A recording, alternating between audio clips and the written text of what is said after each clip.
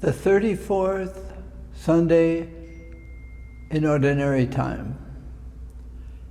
The last Sunday for this cycle in Ordinary Time, and it's always the feast of Christ the King. And it's a difficult feast for us who do not like royalty or kings or being dominated. So we have to come up with a way of understanding the kingship of Jesus. There is in this country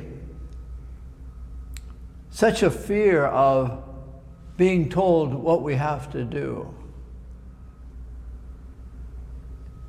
It starts very much in family life. Children don't like to be told that they have to go to bed, brush their teeth, eat their spinach. And that continues. Don't tell me what I have to do. I have my freedom. Don't tell me what I can't say. Don't tell me I have to wear seat belts.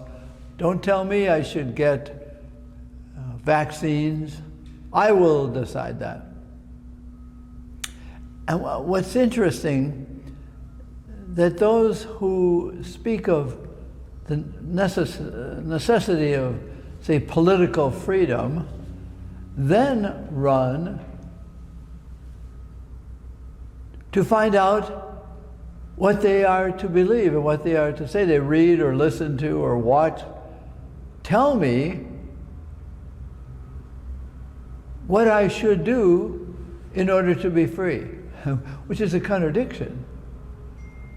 So I will not do this, I will not do that, because a higher power, legislature, presidents, Congress is telling me, and they love freedom, and yet they get dependent on what they hear or read or watch or converse. Now I know what I should do because somebody else told me. Not the government, of course, not the authorities, not the church, not my parents. It goes back to pretty early in life. And then we have the kingship of Jesus. It's at the end of the liturgical year, and with next Sunday we will begin a whole new liturgical year, and we begin with Advent and the birth of Jesus and the life of Jesus. And it is assumed at the end of this liturgical year, this liturgical semester, that we have learned or been taught or interiorized something of the person of Jesus. And so in today's gospel, it says, if you're my follower, if you are of my clan, my tribe, my flock, as difficult as it might be, but you do want to, and you do, out of your freedom, want to live what really are not commands as much as invitations.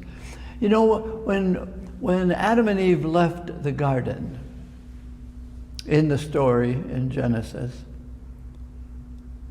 they did not know what it was that they are to do. Who are they?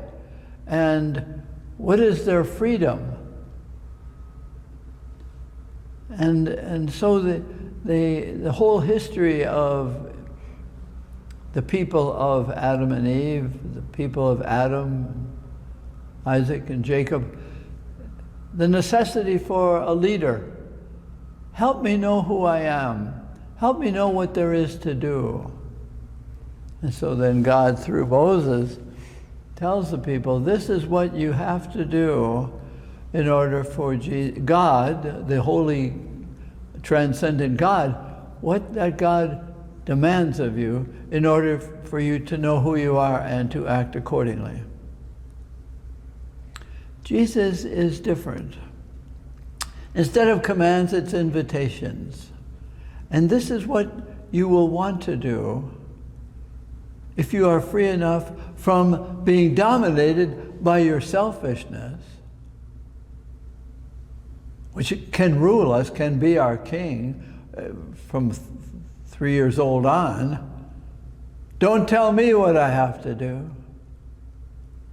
But to be invited by Jesus, saying, I want this whole gospel in Matthew's gospel, I've tried to tell you who you are. And if you know who you are, this is what you will want to do. Blessed are you, he says at the beginning of the Sermon on the Mount. Blessed are you if you are poor of spirit, hunger and thirst for what is right.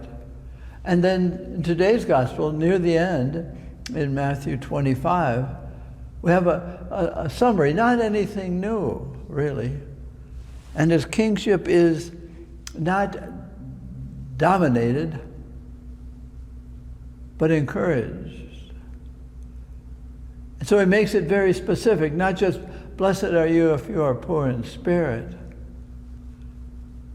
pure of heart, merciful.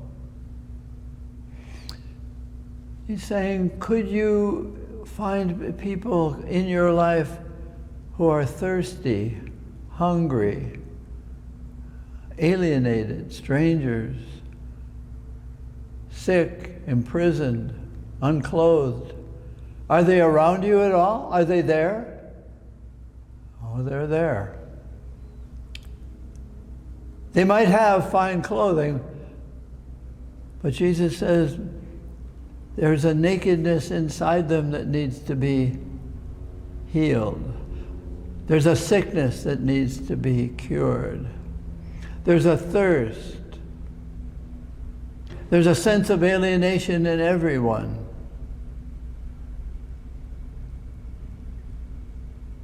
So he says, you will want to do this because it's what I did and I would do.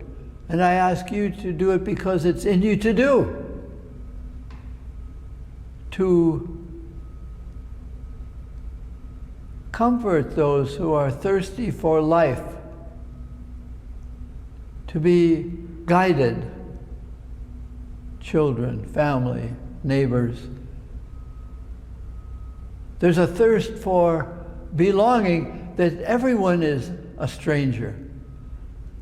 Especially in this post-COVID time, there is a sense I don't belong. And so to walk alongside people, to greet them, to listen to them, to some way to tell them they're not alone. Then Jesus says, as often as you did it to the thirsty and hungry and displaced, the wanderers, those who are imprisoned by their own negativity, that they don't belong, that there's nothing to them, and they begin not imprisoned behind bars of steel, but behind bars of memory and doubt. What the gospel is about is doing something, but not just literally. Yes, you can give money. You can even go to a kitchen or visit somebody in the hospital or the prison or write people in the prisons. Yes, but there are deeper ones, deeper thirsts and deeper hungers and deeper senses of not belonging. And we have the power, the strength, the interior to transcend. Well, if I visit the stranger, the prison, what does it cost to me? We had a young man in class years ago, right in the middle of it, he said, and this is in the class, in Ignatian spirituality, he said, I can't believe how selfish I am. What a great discovery. What are you going to do with your unselfishness? Well, that's the interior. Maybe what Jesus is saying is, experience your own interior, your own hunger and thirst, your own sense of being a stranger. Pray with that and get in touch with that. Let that be comforted. And the more there is that comfort and gratitude for who you are, you will want to be with those who are estranged, who don't belong. And I think that's everyone. Everyone needs to be accompanied, to be listened to be brought out of prison, to given food of friendship and spirit. And so we might be inclined to say, I don't want to do what anybody else says. Demands. Jesus is not demanding. It's inviting. And not inviting to something new. It's something old called grace, something within us that says, this is who I am and this is what I do. I will want to listen to you, accompany you, call you, heal you from something interior. Everyone has an interior, and everyone suffers from not knowing deeply enough their interior. So that's what Jesus did. Jesus was talking to the interior of people, letting them go of laws and have-tos. What do you want to do if you really believe in your holiness, the holiness he shares with you, his kingship? As it says in the first reading, I will gather them, I will comfort them, I will do that. That's to us.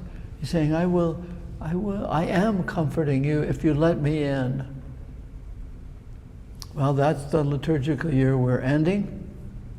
And the liturgical year next week will begin to let him keep coming more deeply into our interiors, so we will want to do rather than have to do. We will be not dominated by have-tos, but encouraged to do. Our deepest desire is to love and not be afraid to love. So we live a celebration of his kingship, which is interior, not demanding but inviting.